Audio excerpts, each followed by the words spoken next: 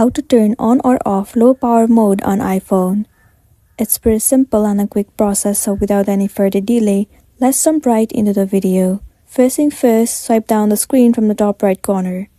Tons of different features will be visible to you.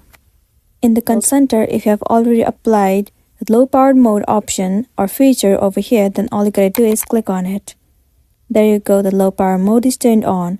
And in order for it to turn off, you can simply click on it and turn it off right away. But in case if it is not available in the control option, then all you gotta do is tap and hold the screen. Tap on add a control at the bottom of the screen. Here in the search bar, you can search for low power mode. And then tap on it. It will be added to control center in your home page. Once added, click on it and it will be turned on. So that's the end of the video. If this video helped you, give it a like and check out our next tutorial. Thank you.